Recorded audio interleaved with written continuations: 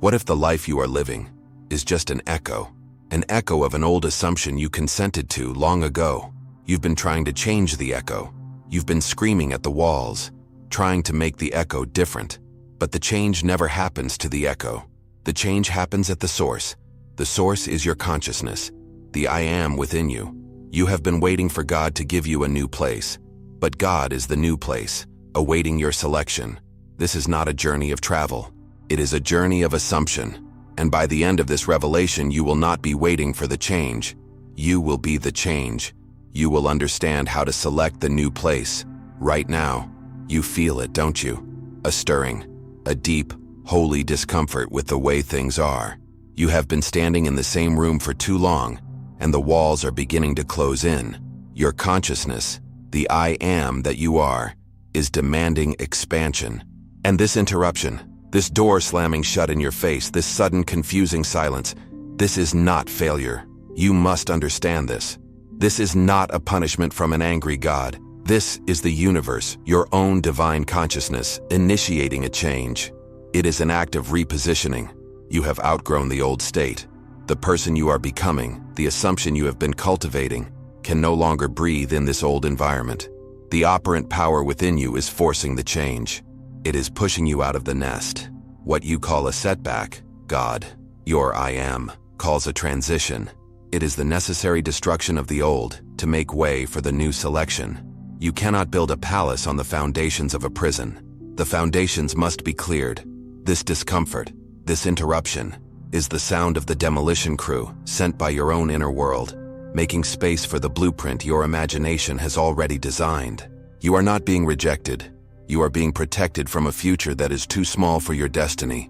This is the first revelation. God is taking you to a new place. The time of change is now. So you wait. You wait for the sign, the extraordinary, the burning bush, the voice from the clouds. But the signs have been all around you, and you have been ignoring them. The true divine direction is not in the thunder. It is in the inner world. It is the internal peace that follows a new assumption, or the holy discomfort that precedes a necessary change. You have been feeling this discomfort, this agitation, this sense that your current reality is wrong. That is the sign. That is your inner being, your I am, telling you that the state you currently occupy is no small for your soul. You must stop outsourcing your intuition. You must stop waiting for external permission. The feeling is the key. When you contemplate the new place, the new state, does a quiet peace settle upon you? That is your confirmation. When you think of staying where you are, does your spirit feel agitation? That is your redirection. The operant power speaks in feeling.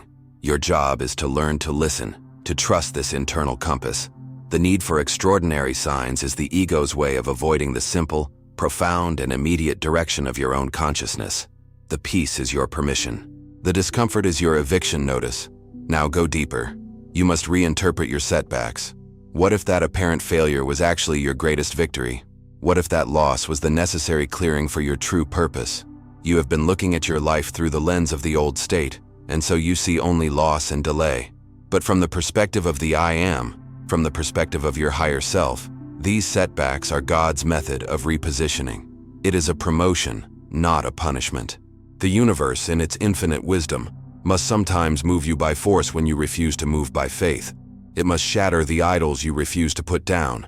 It must close the door you are afraid to walk away from. This is not malice. This is divine logic. You are being repositioned for a greater purpose. You are being aligned with the assumption you have dared to hold in your imagination. The old structure had to collapse because it was built on a foundation of a lesser consciousness. The new you requires a new world. This setback is the guarantee that the new world is on its way. It is the proof of your selection. You see, this discomfort isn't random. It is the friction between where your imagination has already gone and where your physical body remains. Your inner world has already made the selection. You already are in that new place, in consciousness. This holy discomfort is the signal that your outer world must now catch up. It is the tension of the new birth. You are not failing. You are calibrating. You are not lost. You are being guided by an internal GPS that knows the destination.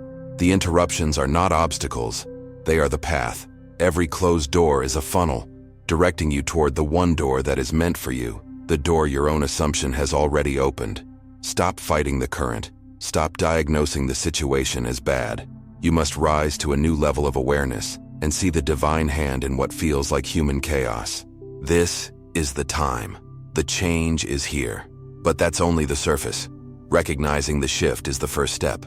Understanding the discomfort is the map. But a map does you no good if you refuse to walk. The next phase requires more than recognition. It requires cooperation. It requires an active partnership with the divine. This is the power of faith, not a passive, hoping for the best faith, but a proactive, dynamic, assumption-based faith. This is where your operant power is truly tested. It requires you to act, to move, to be the new person, even when the full path is not visible. This is where the magic begins. This is where you prove your loyalty to the unseen reality. Faith is the essential component. It is the currency of the new kingdom, the new state. It is your cooperation with God's plan, which is, in truth, your own plan, your own assumption. You must act even when the full path is not visible. This is the test. You want the guarantee before you step. You want the evidence before you believe. But the law of consciousness does not work that way. The evidence follows the belief. The belief, the assumption, is the operant power that creates the evidence. To wait for the external world to change first is to remain forever in the old state. Faith is loyalty to your unseen reality. It is living from the feeling of the wish fulfilled. It is waking up in the morning and thinking from the new place, not of the new place. This is the shift from being a victim of reality to being the creator of it. Your I am is the power. Your assumption is the command. Your faith is the action. Here is the secret. You must step before the bridge appears. True faith, the faith that moves mountains, acts on the given direction, trusting that the path will be revealed in motion. You are standing at the edge of the Red Sea, and you are waiting for the waters to part before you raise the staff. But the command is to raise the staff first. The command is to step. It is in the act of stepping that the bridge of incidents materializes. Your human reason screams that this is foolish, but your divine consciousness, your I am, knows that your assumption, backed by feeling and acted upon, is the bridge. The path is not something you find. It is something you create with your movement. God honors movement. The universe rewards the assumption. Step out of the boat. Take the first seemingly illogical step based on your inner conviction. The resources, the people, the opportunities. They will not appear while you are sitting in comfort. They are waiting for you on the path of proactive obedience. Now, you must differentiate. You must become a master of your own mind. You must differentiate between healthy, divine prudence and the paralysis of fear disguised as prudence. Healthy prudence involves planning. Yes, but it is planning from the end. It is planning from the assumption of success. It asks, now that I am in this new place, what are the logical steps I take? But fear, the voice of the devil, as Hill would say, disguises itself as prudence and leads to endless postponement. It says, wait until you have more money. Wait until the kids are older. Wait until the economy is better. Wait until you are 100% sure. This is the voice of the old state, desperately trying to keep you imprisoned. It is the enemy of your divine repositioning. You must be ruthless in identifying this voice. This prudence is doubt. It is the refusal to trust your I am. Obedience, therefore, is the key that unlocks doors that doubt keeps sealed. But obedience to what? Obedience to your assumption. Obedience to the vision held in your imagination. Obedience to the holy discomfort that is pushing you to move. This is the key. God, your own wonderful human imagination, honors movement. It cannot steer a parked car. When you hesitate, when you waver, you are feeding the old state. You are telling your subconscious mind that the old reality is still true. But when you act from the new state, making the phone call, writing the chapter, sending the application, leaving the room, you are signaling to the universe that the selection is made. You are being the new person. This obedience, this loyalty to the unseen, is what compels reality to conform. The doors that doubt keeps sealed are blown open by the force of an assumption whose time has come. Here's what changes everything. This faith, this action, this stepping into the void. It cannot be sustained if your inner world is a battlefield. You cannot be obedient to the new assumption while your mind is still loyal to the old. This divine repositioning, this acceptance of the new place, demands a total alignment of your internal machinery. It is not enough to act. You must become. Your mindset, your internal dialogues, your very environment, and the words you speak, they must all be brought into alignment with the new state. This is the great work. This is where you become a conscious creator. You become what you think about most of the time. This is the law, as Napoleon Hill taught. This is not mere positive thinking, which is often a thin veneer over a core of doubt. This is the law of consciousness. What you hold in your awareness, what you give your attention to, what you consent to as true, that is what you are feeding. That is what you are becoming. Your internal dialogue, the secret conversations you have with yourself, is your prayer. Is your internal dialogue confirming the old reality? Are you replaying the arguments, the failures, the lack? Or is your internal dialogue affirming the new assumption? You cannot pray for abundance while having inner conversations of lack. You cannot assume health while entertaining thoughts of sickness. Your I am is impersonal. It delivers whatever state you occupy. You must align your internal dialogue with God's promises, which are not future gifts, but present realities available through selection. Use your imagination as the mental laboratory. This is the workshop of God. Visualization is not childish daydreaming. It is the divine act of entering the new state. You must, in your imagination, go to the new place. You must feel what it is like to be there. What do you see? What do you hear? Who are you now that you are there? You must live in this state, in your imagination, until it feels more real than the world your senses report. This is how you prepare your subconscious mind. Your subconscious, the womb of creation, is not moved by words. It is moved by feeling. Feeling is the key. You must saturate your subconscious with the feeling of the wish fulfilled.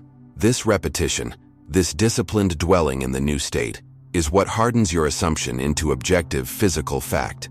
This is the mental preparation that guarantees the external repositioning. But this inner work is fragile, especially at the beginning. It can be shattered by your environment. This is the critical error so many make. You cannot maintain a new, elevated assumption while marinating in the environment of the old one. The conversations you listen to, the people you allow into your inner circle, the media you consume, they are all hypnotic suggestions.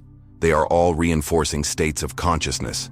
If your environment constantly reflects lack, doubt, complaint, and fear, it is actively poisoning your new assumption.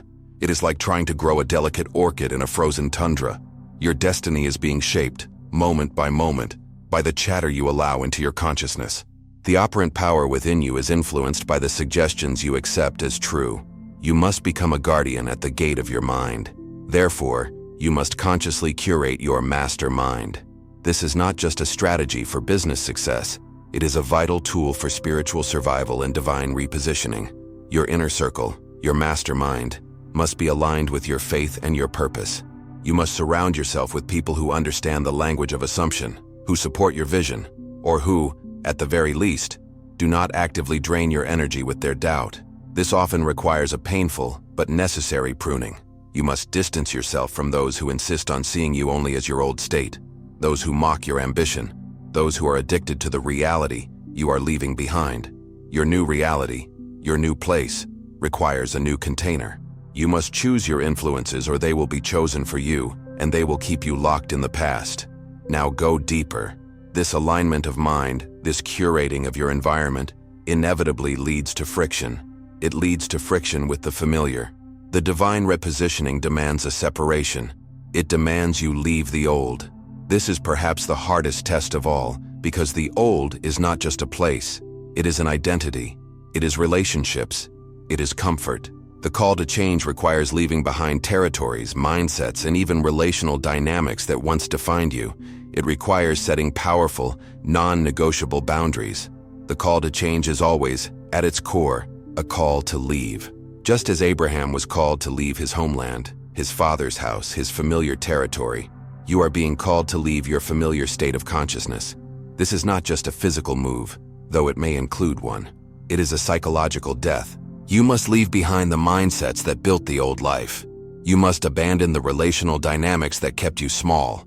The you that is going to this new place, this new palace, cannot be the you that was comfortable in the old. You are shedding an old skin. You must be willing to let go of everything that is not in alignment with the assumption of who you now are. This is the price of the pearl. You are leaving the assumption of the old self and all that it entails. You must learn with wisdom to differentiate between honoring your roots and being imprisoned by them. Your past shaped you, it gave you lessons, but it does not define your future. It is not your destiny. Love does not hold back. It propels. True love, divine love, sends you toward your purpose. The relationships that try to hold you back in stagnation, the ones that demand you stay the same so they can remain comfortable, are not relationships of love. They are relationships of fear and control. You must honor your journey by completing the old state and moving bravely into the new. To stay when your I am is calling you to move is the ultimate betrayal of self. You cannot take the old, fearful consciousness into the new, promised land. This requires the setting of healthy, strong, divine boundaries. These boundaries are not walls of hate. They are fences of protection for your divine mission. Your new assumption, your new state, is a fragile seed in its infancy. You cannot plant it in toxic soil and expect it to grow.